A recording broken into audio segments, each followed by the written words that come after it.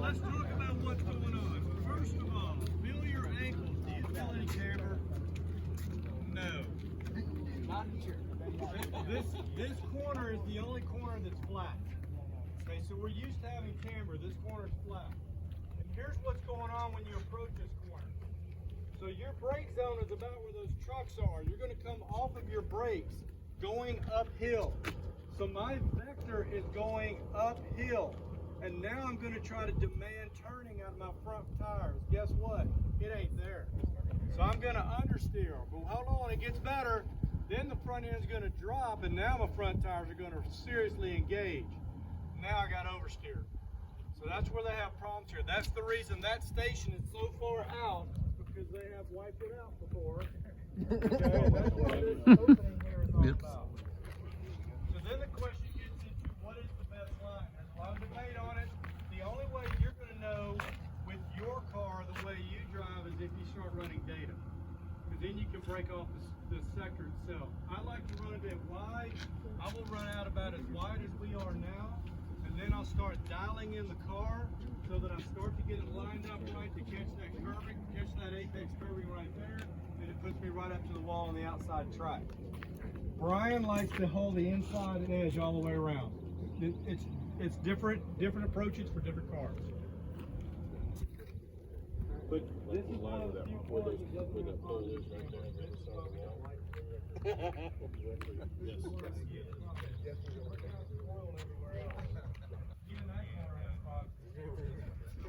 The other thing, Jake, is that if you end up on the outside of this, the camber actually starts to go away from Well, okay, so it does start to fall out a little bit.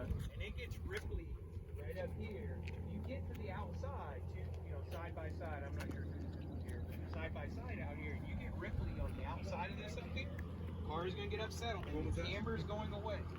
If you come out here and you run this on the outside line, just doing outside Yes, track I'm work, currently at 9. you're going to feel it up here. So if you get pushed out there, you need to know that it gets really flat. In fact, the camber goes away. Okay, so let's talk about grip for a minute. You do start losing grip on the outside as you start approaching that wall, and it has to do with just the grip of the surface itself. And if you're ever out here in the rain, you'll discover that that's always a water puddle over there, a pretty big one. In fact, if you're out here in the rain, you want to limit yourself to the left half of the track because it just gets really bad. And I think it's part of that water and whatever's going on over there that's affected that grip. Yes. But it's not there. And the bad part is that when you come out of this corner, if you suddenly discover you don't have a whole lot of grip and your back end starts coming around, you have to counter steer into it. Oh, and there's a wall right there. I've been there, done that. I swore my mirror hit the wall, but I don't think it really did. If I didn't charge you, you didn't hit it. Right, exactly. No, I came off track and I looked at the mirror to see if it had a paint rub on it because it was just that close. You can charge him for it now. Yeah. So the big problem is when you come up this brake, the car tends to want to porpoise. So what you want to do, if you know how to do it, trail brake and come off that brake real slow to keep that front end from wanting to bob up and down. And then you can get a little bit more consistent grip when you come through here. You get it set up. And like I said, I like to swing it wide and roll it back in.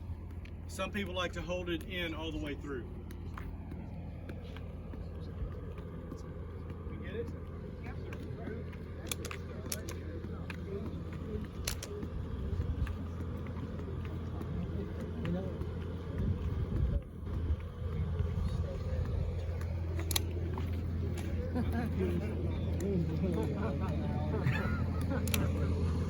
Love the truck, man. Look at that thing. So mean.